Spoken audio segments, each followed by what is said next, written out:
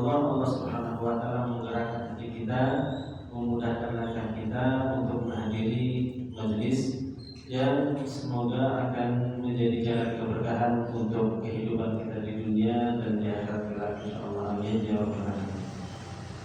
Jamaah yang dirahmati Allah, insyaallah kita akan lanjutkan kajian kita, kajian tafsir yang Alhamdulillah sudah sekitar 2 bulan karena kita berharap. Tapi alhamdulillah pada bulan hari ini pada petang hari ini kita bisa kembali bertemu, dan insyaallah kita akan membahas satu surat yang merupakan lanjutan dari surat sebelumnya. Kemarin kita kalau nggak salah terakhir itu surat Al-Humazah, surat yang ke-104. Insyaallah kita akan melanjutkan ke surat berikutnya, yaitu surat yang ke-103. Salah satu surat favorit kita karena sering kita baca juga karena pendeknya. Tapi juga mudah-mudahan bukan hanya karena pendeknya, juga karena kandungan yang sangat agung di dalam surat yang sangat pendek. Surat apa? Surat Al-Asr. Surat Al-Asr. Surat yang ke-103. Allah Subhanahu wa ta'ala berfirman, A'udzubillahi minasyaitonir rajim. Bismillahirrahmanirrahim. Wal 'asr innal insana lafi khusr illa alladziina aamanu wa 'amilus shalihati wa tawassaw bil haqqi wa tawassaw bis sabr.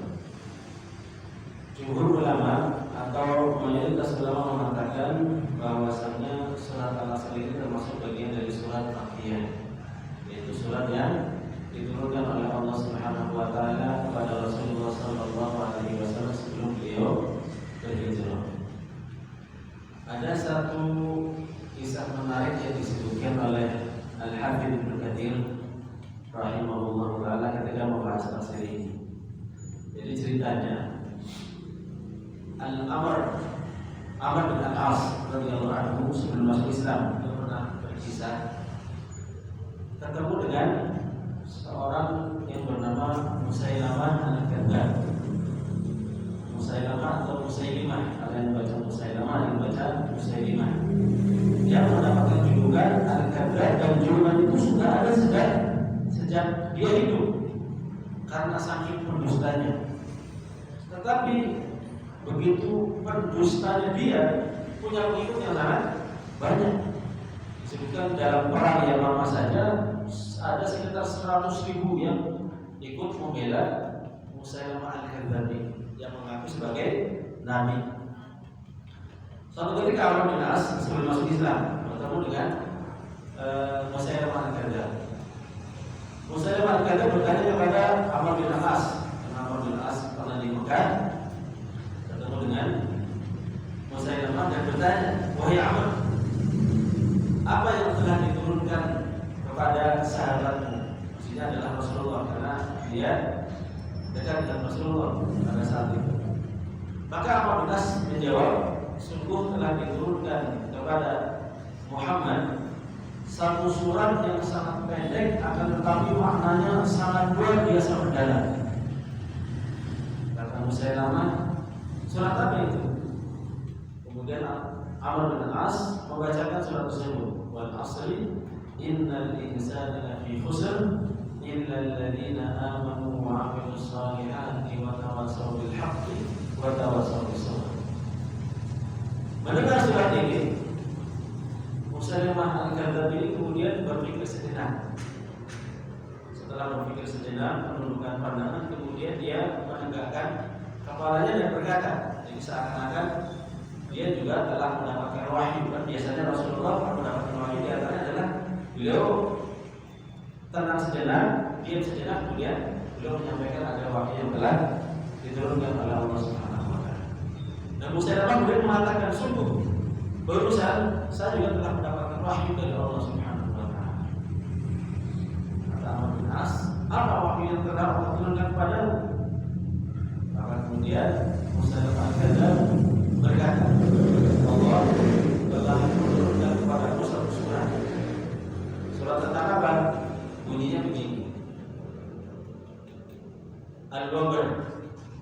Wa ma adraka mal wabar. Innama anta udunani wa sadr wa sadiuka hafar wa naqr. Jadi hampir mirip wal asr, ini wabar. Apa wabar? Wabar itu kalau di bahasa kita marmut ya. Jadi kita tidak bisa membayangkan ada orang yang benar-benar sangat terlihat dustanya dan sangat terlihat sesatnya, tapi banyak pengikutnya. Jadi kata dia, apa tadi salah baca? Ya wabar, artinya wahai Mahmud, innama anta udunani wa sadr. Kamu itu punya dua telinga dan perut, atau sadar itu dada. Wasadiruka hafar wa naqr. Sisanya kamu hanya lubang dan bolong. Maknanya apa? Ya nggak ada maknanya. Jadi kita bayangkan untuk apa Allah Subhanahu wa taala menurunkan satu surat menceritakan tentang Mahmud. Maka kemudian Musailamah itu bertanya kepada Amr bin As, kira-kira bagaimana pendapat tentang surat ini? Maka kata Amr bin As, wallahi innaka la ta'lam anni a'lamu annaka takdzib. Demi Allah, sesungguhnya kamu tahu kalau saya yakin kamu sedang berdusta. Jadi orang-orang itu tahu kalau Musailamah berdusta, tapi Musailamah juga tahu kalau orang-orang tahu kalau dia berdusta. Tapi itulah yang namanya kesesatan. Sesesat apapun ternyata ada pengikutnya. Pernah diceritakan dalam sebuah riwayat, ada seorang Arab Badui. Orang Arab Badui terkadang kalau bicara cerdas terus. Dia pernah ditanya oleh Musailamah al-Kadzdzab yang mengaku nabi. Dia bertanya kepada orang Arab Badui ini, bagaimana pendapat tentang kenabianmu?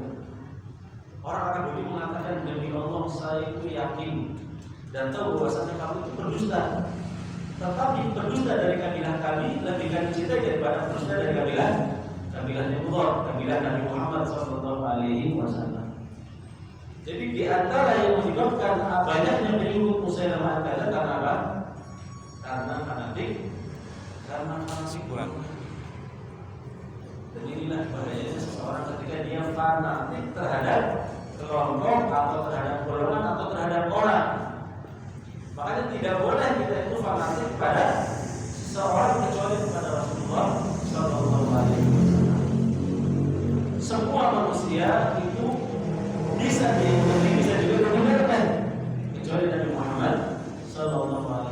Maka jangan sampai kita fanatik dengan seseorang, fanatik dengan golongan, karena fanatik adalah pintu menuju kesesatan. Imam Malik rahimahullah taala pernah mengatakan, kullu yukhadu wa yuraddu illa sahih hadzal qaul.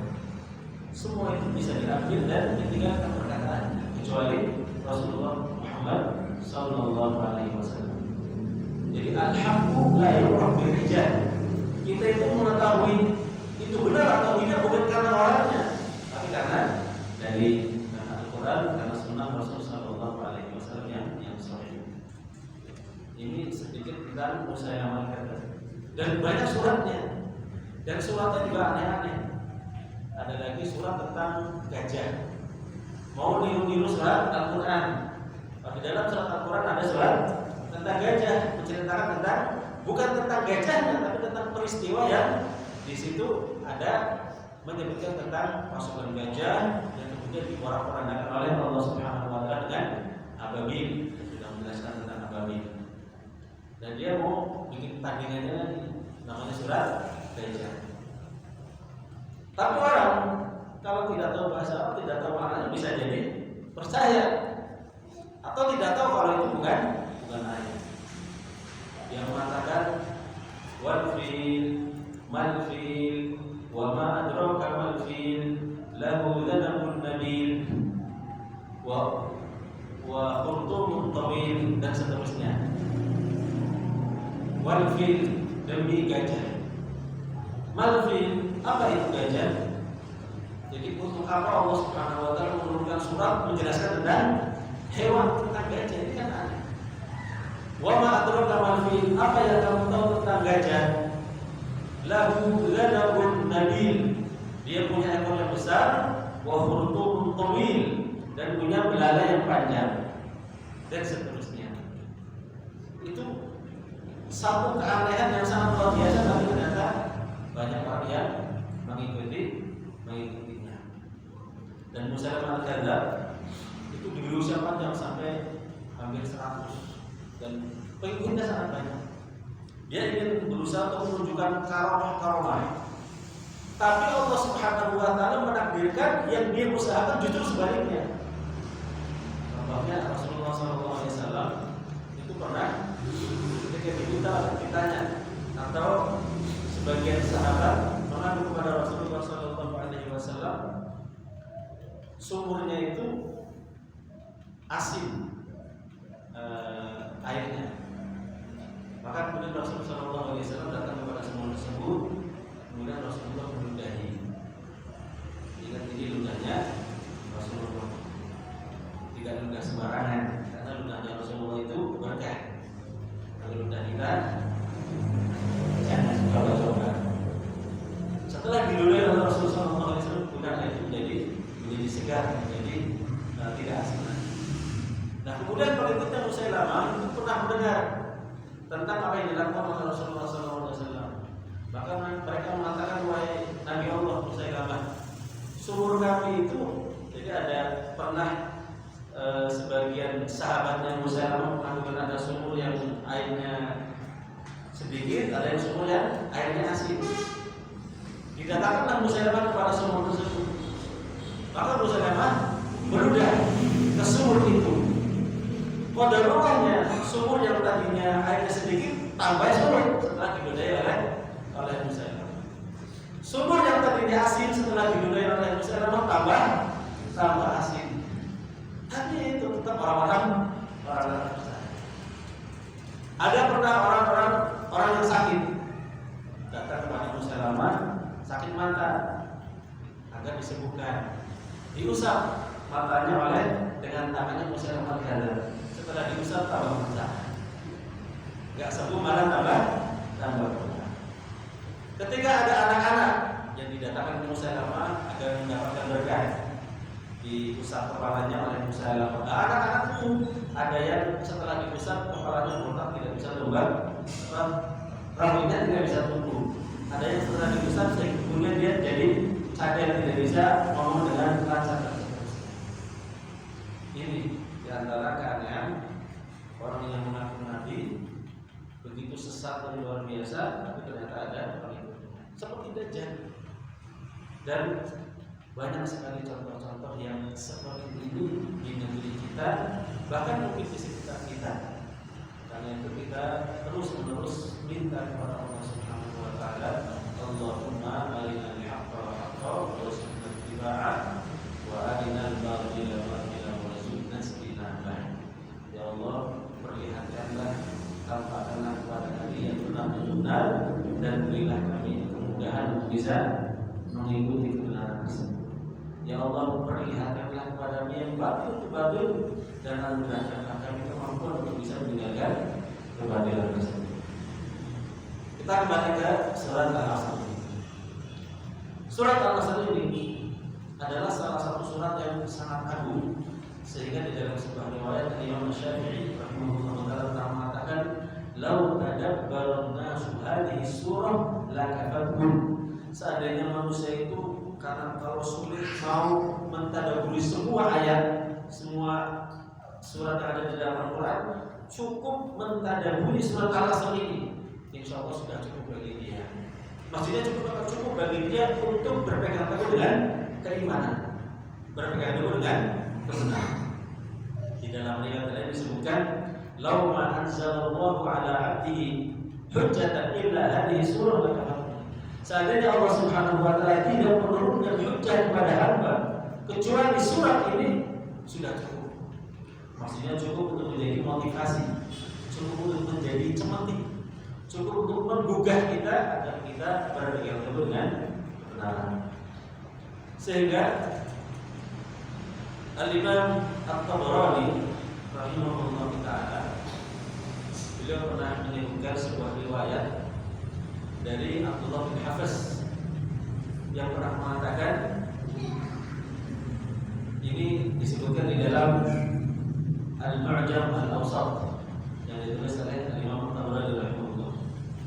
Kana rajulani min ashabi Nabi sallallahu alaihi wasallam idza iltaqaya lam yaftariqa hatta yaqra'a ahaduhum 'ala al-akhar wal 'asr innal insana lafi khusr thumma yusallim ahaduhum 'ala al-akhar. Jadi apabila dua sahabat Nabi Muhammad sallallahu alaihi wasallam bertemu, banyak di antara mereka tidak berpisah setelah pertemuan tersebut sampai salah satu di antara keduanya membacakan surat ini sebagai pengingat sebelum berpisah, mengingatkan tentang al-asri dan insana lafi muslim dan seterusnya. Kemudian mereka berdua memberi salam sebelum mereka kemudian berpisah. Nah, ikhwan iman, hafizani wa hafizakumullah, kita akan berusaha untuk mentadabburi dan merenungi tentang ayat-ayat yang disebutkan oleh Allah Subhanahu wa taala dalam surat Al-Asr. Ayat yang pertama, Allah Subhanahu wa taala berfirman, "Wal 'asr." Demi waktu asar atau demi waktu secara umum. Ayat ini diawali dengan wa. Wa di sini sebagai wawul qasam, artinya sumpah. Kita sudah sering membahas tentang sumpah Allah Subhanahu wa taala di dalam ayat-ayat yang Allah turunkan. Bahwasanya di antara kaidah yang disebutkan oleh para ulama, sumpah itu kalau kaitannya dengan manusia, maka manusia atau seseorang atau kita tidak boleh bersumpah kecuali dengan nama Allah, atas nama Allah Subhanahu wa taala. Tidak boleh kita bersumpah menyebutkan nama makhluk Allah, meskipun makhluk yang terbaik, makhluk yang termulia. Seseorang kadang kita mendengar orang mengatakan demi Allah, demi Rasulullah, wallahi wa rasulillah. Ini wallahinya benar, tetapi demi Rasulullahnya itu tidak benar. Kenapa? Karena kita menjadikan sesuatu sebagai sumpah, itu kita melakukannya, dan tidak ada yang boleh untuk kita adukan dalam sumpah kita kecuali Allah Subhanahu wa taala. Karena Rasulullah sallallahu alaihi wasallam pernah bersabda, "Man halafa bi ghairillahi faqad asyraka." Siapa yang bersumpah dengan nama selain Allah, maka dia telah terjatuh ke dalam perbuatan menyekutukan Allah Subhanahu wa taala. Tetapi kaitannya dengan Allah Subhanahu wa taala, maka Allah yaf'alu ma yasha. Allah yaf'alu ma yurid. Allah bebas untuk melakukan apapun, termasuk dalam hal sumpah. Allah bebas untuk bersumpah dengan nama makhluknya. Dan di dalam Al-Quran banyak sekali ayat-ayat yang atau surat-surat yang diawali dengan sumpah Allah Subhanahu wa taala dengan nama makhluk. Dan kata para ulama, tidaklah Allah Subhanahu wa taala bersumpah dengan nama makhluk tersebut kecuali makhluk itu memiliki keistimewaan. Termasuk contohnya adalah di dalam surat Al-Asr ini. Allah Subhanahu wa taala berfirman, "Wal 'asr." Demi asar. Dan di sini para ulama berbeda pendapat tentang makna al-asr di sini. Sebagian ulama mengatakan maksudnya adalah al-asr, waktu asar. Allah Subhanahu wa taala bersumpah dengan waktu asar. Kenapa Allah bersumpah dengan waktu asar? Kita katakan kalau Allah bersumpah dengan sesuatu, berarti sesuatu itu memiliki keutamaan, memiliki keistimewaan, memiliki keagungan. Kata para ulama, karena di waktu ini ada waktu sholat asar. Yang sholat asar ini adalah salah satu sholat yang sangat ditekankan. Ada sholat 5 waktu, tetapi sholat asar ini pernah disebutkan oleh Allah Subhanahu wa taala secara khusus dalam surat Al-Baqarah ayat yang ke-238. Allah Subhanahu wa taala berfirman, "Hafizu 'alas salawati was salatil wusta wa qumu lillahi qanitin." Peliharalah semua salatmu, zuhur, asar, maghrib, isya, subuh. Wassalatil wusta, dan secara khusus peliharalah salat wusta, salat pertengahan. Apa itu? Kata para ulama, salat asar. Kenapa salat asar itu sangat didekatkan untuk diperhatikan oleh Allah Subhanahu wa taala. Karena salat asar adalah salat di mana orang-orang banyak lalai. Apalagi mungkin di zaman dahulu orang-orang bekerja, di zaman sekarang juga demikian, orang-orang lagi bekerja di sawah lagi enak-enaknya, di kantor lagi enak-enaknya, pas pulang sudah sangat letih, kecapean, lupa waktu, lupa salat. Hanya di sini Allah Subhanahu wa taala mengingatkan kita untuk memperhatikan dan memelihara salat al-wusta, yaitu salat asar. Di dalam sebuah hadis Rasulullah SAW bahkan pernah bersabda, "Man taraka salat al-asri faqad habita amaluhu." Barang siapa yang secara sengaja meninggalkan salat asar, maka amal-amalnya telah terhapus. Di dalam hadis yang lain Rasulullah mengatakan, "Man shallal bardain dakhala jannah." Barang siapa yang sholat di dua waktu yang dingin, maka dia pasti masuk surga, yaitu sholat subuh dan sholat asar. Berarti kalau kita meninggalkan sholat maghrib, sholat isya, sholat zuhur, tidak apa-apa. Yang penting sholat subuh dan sholat asar. Itu kalau kita hanya memahami atau mengamalkan Islam dari satu dalil. Padahal banyak dalil-dalil yang lain yang menjadi pedoman kita di dalam beramal. Semua namanya sholat wajib berarti harus dilakukan. Tetapi ada penekanan secara khusus agar kita memiliki perhatian lebih di dua sholat ini yang memang banyak orang lalai, banyak orang merasa kesulitan dan merasa berat untuk melaksanakan sholat. Sebagian ulama yang lain mengatakan, kenapa Allah Subhanahu wa taala bersumpah dengan waktu asar? Ini untuk mengingatkan kita semua, mengingatkan Anda dan antum, bahwasanya ada masanya dalam hidup ini kita mengalami waktu asar.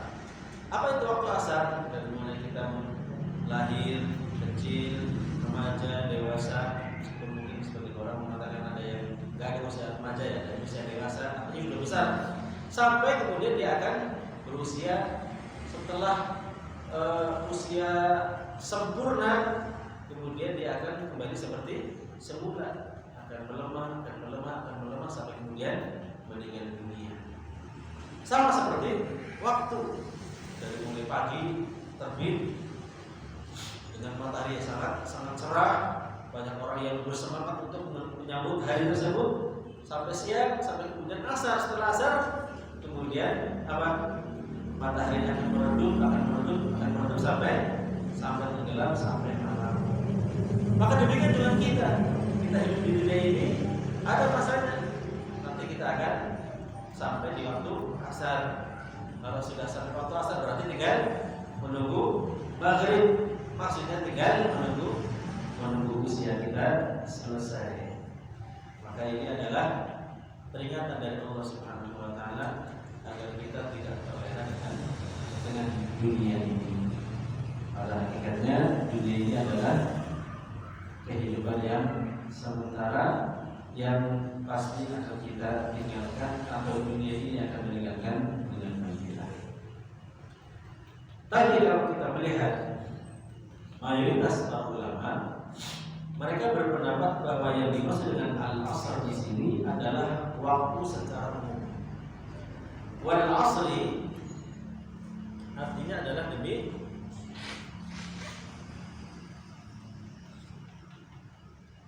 demi masa atau demi waktu secara umum.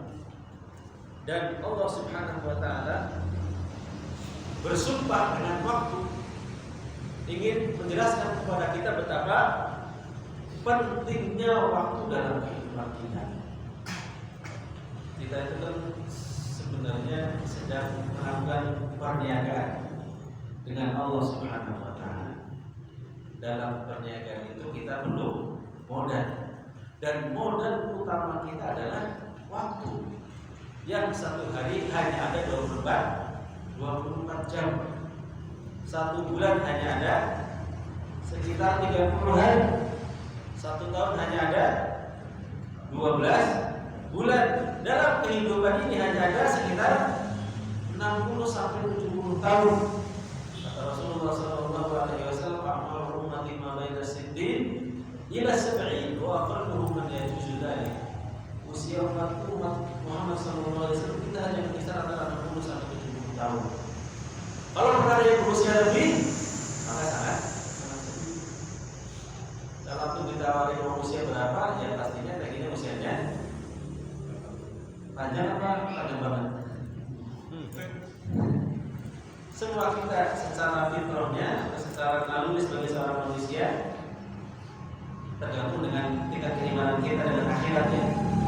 Kan kita pengen usia kita dipanjangkan oleh Allah Subhanahu wa taala. Dan itu tidak salah. Bahkan bisa menjadi peluang kita menjadi hamba-hamba yang terbaik di sisi Allah Subhanahu wa taala. Karena Rasulullah sallallahu alaihi wasallam mengatakan ketika ditanya tentang siapakah manusia yang terbaik, kata beliau alaihi salatu wasallam, "Man tala umruhu wa hasuna amaluhu." Orang yang diberi usia panjang dan usia panjang tersebut Allah beri taufik dia untuk bisa menggunakannya dalam ketaatan kepada Allah Subhanahu wa taala. Maka kita juga berdoa kepada Allah Azza wa Jalla, semoga Allah memanjangkan usia kita, tapi bukan hanya panjang, usia panjang tapi sakit-sakitan ya, hanya menyiksa diri kita. Usia panjang bisa kita bergerak dengan ketaatan kepada Allah Subhanahu wa taala, sehat walafiat, bisa bersemangat dan dimudahkan oleh Allah Subhanahu wa taala melakukan ibadah dan yang juga dalam keadaan husnul khatimah. Amin ya rabbal alamin. Kata Al-Hasan Al-Basri rahimahullah taala, "Innama antal ayyam kullama dhahaba yawmun dhahaba ba'du." Sesungguhnya kita ini hanyalah rangkaian hari-hari. Setiap berlalu sebagian dari hari berarti melalui sebagian dari diri kita. Maka di sini ketika kita membaca firman Allah Subhanahu wa taala wal asri, demi waktu kita berusaha untuk berdaya pulih, berusaha untuk merenungi betapa Allah Subhanahu wa taala telah memberikan kepada kita waktu yang sangat panjang untuk beramal kepada Allah Subhanahu wa taala. Tetapi kita perpendek dengan melakukan kemaksiatan, dengan melakukan perkara-perkara yang tidak ada manfaatnya, faedah, atau perkara-perkara yang menjadikan kita hamba-hamba yang tidak berguna.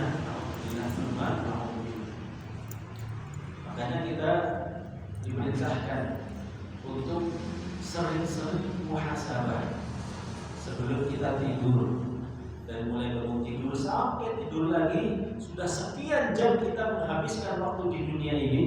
Di hari itu apa yang sudah kita dapatkan? Apakah lebih banyak manfaatnya atau lebih banyak tidak manfaatnya? Apakah lebih banyak ibadahnya atau maksiatnya? Apakah lebih banyak kebaikannya atau keburukannya? Karena waktu ini adalah modal kita. Dengan adanya waktu kita bisa melakukan banyak hal. Banyak hal berarti bisa baik, bisa buruk, bisa taat, bisa maksiat, tergantung kita mau menggunakan waktu tersebut untuk apa. Wal asri, demi waktu. Wahai manusia, perhatikanlah waktu. Betapa banyak orang-orang yang menjadi bodoh ketika mereka tidak bisa memanfaatkan waktu. Dan ini umumnya manusia, mayoritasnya manusia. Makanya setelah Allah Subhanahu wa taala mengatakan wal asr, demi masa, demi waktu, di ayat yang kedua Allah Subhanahu wa taala mengatakan innal insana lafi khusr. Sesungguhnya manusia. Di sini menggunakan alif lam, kata para ulama, dan mereka yang mengatakan alif lam di sini adalah alif lam lil istighraq. Artinya untuk menunjukkan keumuman semua manusia, yang mukmin, yang kafir, yang ahli taat, yang ahli maksiat, semuanya lafi khusrin, sungguh berada di dalam kerugian. Kalau kita lihat di dalam ayat ini, Allah Subhanahu wa taala menekankan bahwasanya manusia pada umumnya itu benar-benar rugi. Benar-benar rugi. Dan itu penekanannya itu dalam banyak sisi. Pertama, Allah Subhanahu wa taala menekankan di awal ayat Allah mengatakan mendahulunya dengan sumpah.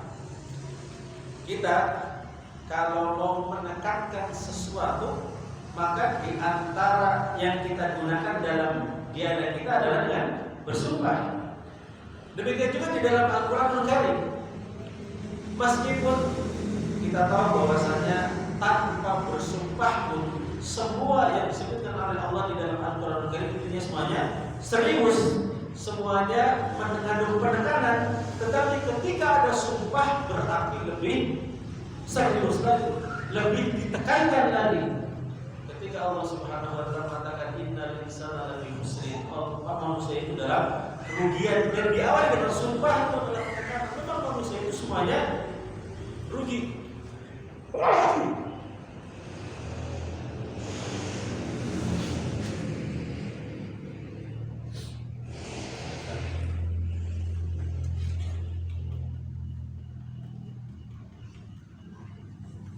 Ini penekanan yang pertama. Penekanan yang pertama dari sumpah Allah Subhanahu wa taala. Yang kedua, ada penekanan dari ayat ini. Allah mengatakan innal insana, diawali dengan inna. Di dalam bahasa Arab, inna ini adalah harfun litaukid. Ada atau litaukid satu huruf atau satu kata di dalam bahasa Arab untuk menekankan. Makanya kalau diartikan ke dalam bahasa Indonesia biasanya dengan sesungguhnya. Innal insana, sesungguhnya, sungguh manusia itu. Ini yang kedua. Yang ketiga ada penekanan lagi. Di mana? Di kata lafi khusrin. Lafi, lam di sini, lam di dalam bahasa juga untuk menekankan. Jadi sungguh, benar-benar, pasti manusia itu berada dalam kerugian. Apalagi di dalam ayat ini Allah Subhanahu wa taala tidak mengatakan innal insana lakhasir. Sesungguhnya manusia itu sungguh merugi, atau khasir itu merugi. Tetapi di sini la fi khusrin. Fi itu artinya dalam. Khusrin kerugian, maksudnya adalah dalam kerugian. Kalau diibaratkan manusia itu ada di dalam laut, lautan itu adalah kerugian. Manusia berada di dalam kerugian. Dari segala sisi manusia itu rugi.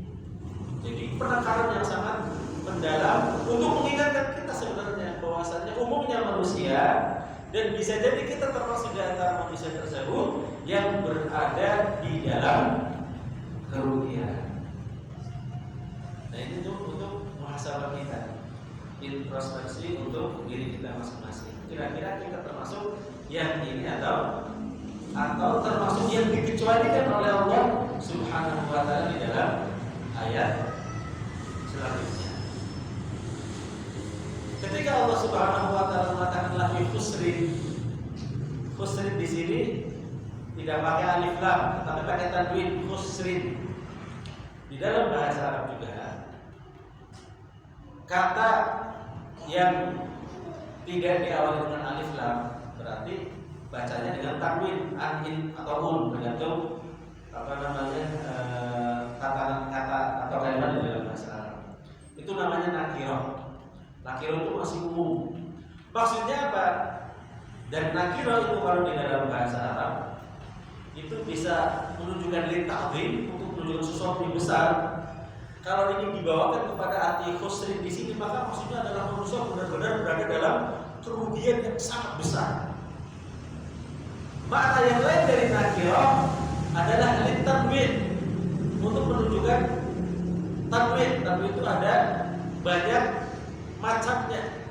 Maksudnya kalau kita hubungkan dengan lafi khusrin di sini, maksudnya manusia sungguh berada dalam kerugian dengan berbagai macam jenis kerugian.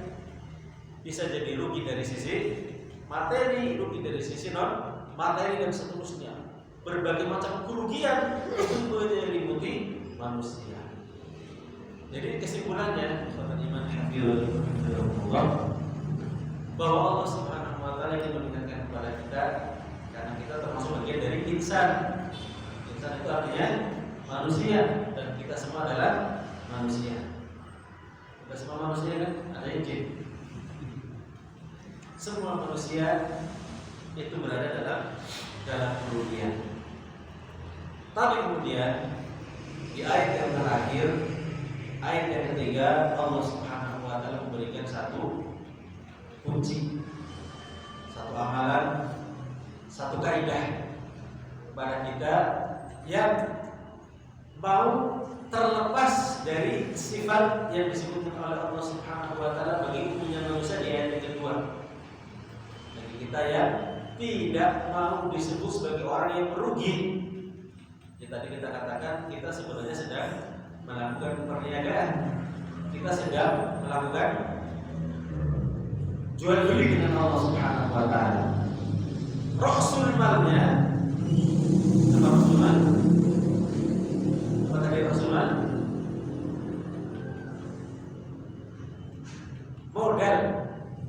Modal kita di dalam berniaga dengan Allah Subhanahu wa taala adalah waktu.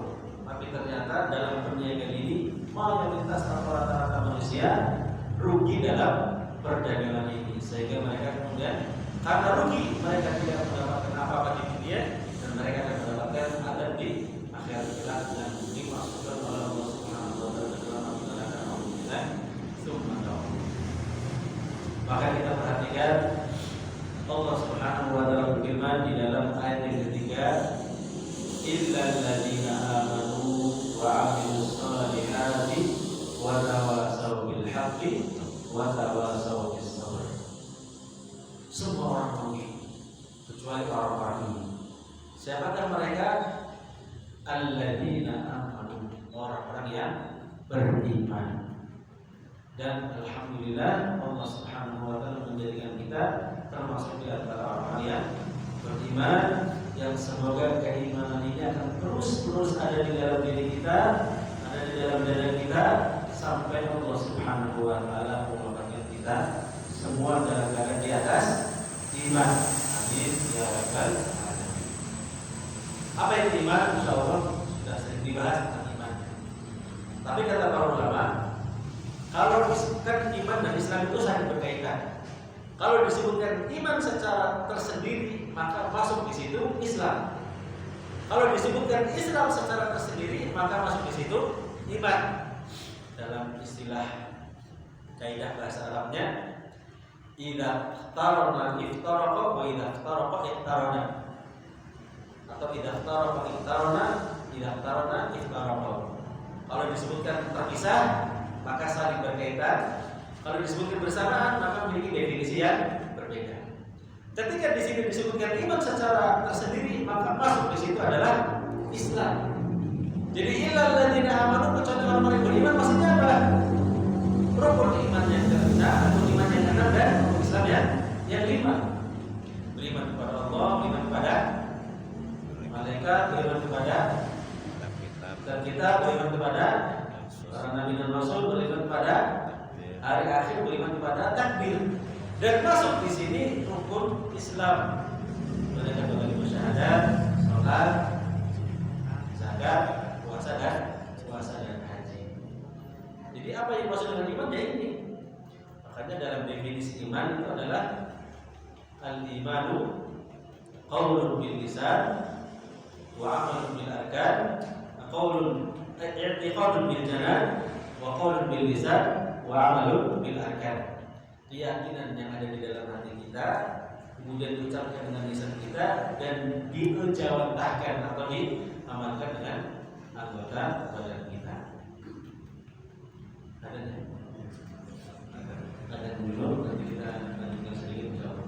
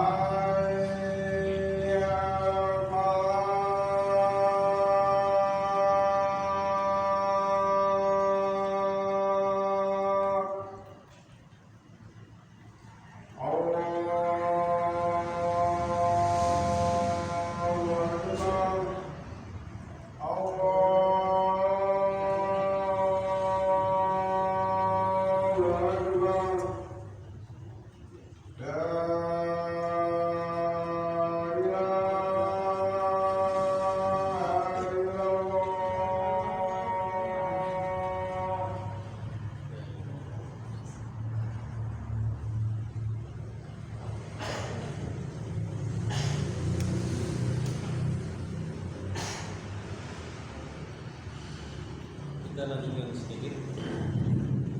Bismillahirrahmanirrahim. Wassalatu wassalamu ala rasulillah Muhammad. Allah Subhanahu wa ta'ala berfirman, "Illal ladzina amanu", bagi orang yang beriman.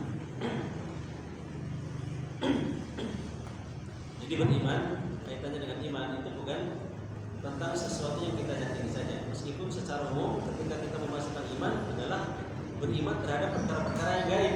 Makanya rukun iman yang keenam itu adalah kita mengimani terhadap perkara-perkara yang memang secara umum adalah gaib. Kita tidak melihat Allah Subhanahu wa taala. Dan inilah ujiannya antara orang yang beriman dan orang yang kafir, orang yang tidak mau beriman. Kalau manusia diperlihatkan surga dan neraka secara langsung, ya sudah tidak gaib lagi. Sudah tidak ada lagi peluang untuk tidak mengimani karena sudah disaksikan, sehingga tidak ada orang yang kafir. Disinilah ujiannya ketika kita mau beriman terhadap sesuatu yang tidak kita lihat. Beriman tentang surga, beriman tentang neraka, beriman tentang hari akhir dan seterusnya. Dan semoga Allah Subhanahu wa taala meneguhkan keimanan kita. Tentang keimanan, Rasulullah sallallahu alaihi wasallam pernah bersabda dalam hadis yang diriwayatkan oleh Muslim, "Al-imanu bid'un wa sab'una syu'bah." Au bid'un wa sittuna syu'bah. Bahwasanya iman itu ada 70 sekian atau 60 sekian cabang. Fa afdaluha qaulu la ilaha illallah wa adnaha imatatul adha 'anil thariq. Yang paling utama, paling tertingginya adalah ucapan dan keyakinan la ilaha illallah. Tidak ada Tuhan yang berhak diibadahi dengan benar kecuali Allah Subhanahu wa taala. Wadaha, tingkat keimanan yang paling rendah adalah imatatul adha 'anil thariq, menyingkirkan gangguan dari jalanan. Wal haya'u syu'batun minal iman, dan rasa malu itu adalah bagian dari iman. Jadi kesimpulannya iman itu ya iman dalam hati, iman yang diucapkan, dan iman yang ada dalam amaliyah lahiriah kita. Sejauh mana tingkat keimanan kita, sejauh itu pula kita dari kerugian. Semakin tinggi keimanan seseorang, semakin jauh dia dari kerugian. Makanya iman orang itu bertingkat-tingkat. Ada yang imannya tinggi, ada yang imannya sangat tinggi, ada yang imannya rendah, ada yang imannya sangat rendah. Sehingga tergantung dengan tingkat keimanan kita. Disitulah posisi kita di ayat ini. Apakah kita termasuk merugi atau sangat merugi atau sangat merugi sekali, tergantung dengan bagaimana tingkat keimanan kita. Maka itu iman alhamdulillah, semakin tinggi dan semakin besar keimanan kita kepada Allah Subhanahu wa taala, semakin jauh kita dari kerugian dan semakin dekat kita dengan kesuksesan. Bagaimana Allah Subhanahu wa taala berfirman, "Faman zuhziha 'anil nar wa udkhilal jannata faqad faz." Jadi sukses yang sebenarnya adalah ketika seseorang benar-benar nanti akan diselamatkan oleh Allah Subhanahu wa taala dari neraka dan dimasukkan ke dalam surga, yang berarti dia telah lulus dalam ujian keimanannya. Maka dari itu, di antara nasihat para ulama, agar kita semakin jauh dari kerugian, maka kita berusaha semakin menebalkan keimanan kita kepada Allah Subhanahu wa taala. Iman yang ada di dalam hati kita, amalan hati, karena amalan itu ada amalan lahiriah, ada amalan batiniyah. Amalan lahiriahnya amalan yang tampak, sholat, kita bersedekah, kita menunaikan ibadah haji, kita berzikir dan seterusnya. Ada amalan batiniyah yang bisa jadi amalan itu lebih besar nilainya di sisi Allah Subhanahu wa taala. Bagaimana disebutkan oleh Syekh Muhammad bin Abdul Wahhab di dalam usul Tsalatsah, ketika beliau menyebutkan tentang ibadah, tentang jenis-jenis ibadah, ada ibadah yang batiniyah, ada ibadah-ibadah yang lahiriah. Terkadang banyak di antara kita yang lebih fokus terhadap ibadah lahiriah, tapi kurang fokus dan kurang serius di dalam amalan batiniyah. Seperti khauf, roja, tawakal. Khauf itu rasa takut kita, roja itu rasa harap kita. Jadi seseorang itu akan termotivasi melakukan sesuatu kalau ada yang ditakuti dan ada yang diharapkan. Roja itu kan salah satu amalan batin kita. Ketika kita berharap kepada apa? Berharap kepada ridha Allah, berharap kepada rahmat Allah, berharap kepada surga yang telah dijanjikan oleh Allah Subhanahu wa taala. Boleh nggak kita berharap? Boleh nggak buatan kita beramal berharap surga? Boleh. Kita beramal berharap rahmat dari Allah Subhanahu wa taala. Kalau nggak boleh, ya untuk apa Allah Subhanahu wa taala mengiming-imingi kita dengan semuanya?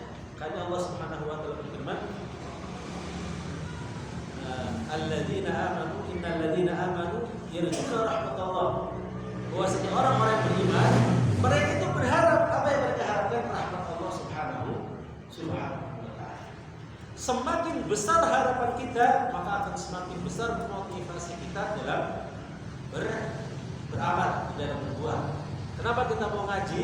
Karena ada yang kita harapkan. Apa yang kita harapkan? Antum mengharapkan apa dari ngaji? Apakah setelah ngaji dapat ada yang bagi-bagi uang? Ada janji-janji yang Allah Subhanahu wa taala sebutkan atau melalui lisan Rasulullah sallallahu alaihi wasallam di dalam hadis-hadisnya.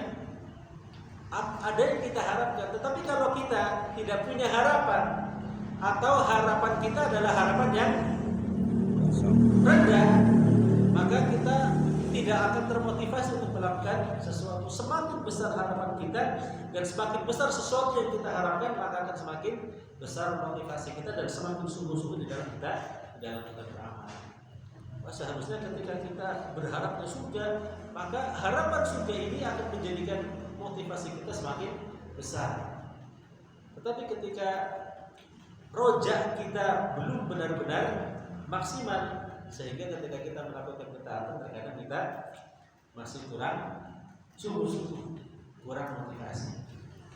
Ini di satu sisi. Di sisi yang lain, jangan sampai, ini masalah rojak ya, sedikit masalah rojak, masalah harapan. Jangan sampai juga kita berharap tetapi dari harapan-harapan palsu. Apa maksudnya harapan palsu? Ada harapan palsu. Ada. Seseorang memberikan harapan, barang siapa yang melakukan ini maka dia akan mendapatkan ini. Kita percaya, kita melakukannya. Ternyata zon. Tidak ada yang kita harapkan. Kenapa? Karena salah harapan atau harapan palsu. Apakah ada di dalam kegiatan ibadah kita harapan-harapan palsu? Banyak. Kita sudah melakukan banyak hal atau sesuatu mungkin yang sulit, ternyata di akhirat kita tidak mendapatkan apa yang diharapkan. Loh, kan saya sudah melakukan ini. Katanya barang siapa yang melakukan ini akan mendapatkan ini. Kenapa saya tidak mendapatkannya? Dari mana kamu tahu bahwasanya amalan itu akan mendapatkan harapan itu? Dia dari hadis. Hadis yang mana? Hadis yang ini. Apabila kalau Rasulullah mengucapkan hadis tersebut. Di sini maka kita juga harus berhati-hati di dalam menambahkan harapan kita. Jangan sampai kita berharap terhadap sesuatu ternyata harapan itu harapan palsu. Makanya jangan sampai kita mengamalkan hadis-hadis yang palsu, karena di situ ada banyak harapan tapi harapannya palsu. Barang siapa yang melakukan ini maka dia akan mendapatkan itu. Sudah melakukan tapi ternyata tidak mendapatkan karena itu harapan palsu. Sehingga kita perlu hati-hati di dalam belajar. Makanya Ibu Sirin rahimahullah mengatakan bahwasanya ilmu ini adalah agama. Faduru amman ta'khuduna dinakum. Kita harus berhati-hati dari mana kita mengambil ilmu, mengambil sesuatu yang akan menjadi akidah kita. Karena ketika kita belajar, sejatinya kita sedang membangun ideologi kita sedang membangun akidah kita. Kalau yang kita cari ilmunya salah, maka akidah kita akan salah, ideologi kita akan salah, pengamalan kita akan salah, sehingga kita akan mendapatkan harapan-harapan yang salah. Nah, ikhwan iman hafizani wa rahmatullah. Mungkin untuk kajian kita pada petang hari ini kita cukupkan sampai di sini, bersambung. Illal ladzina amanu wa 'amilus solihati wa tawassaw bil haqqi wa tawassaw bis sabr, tentang amal soleh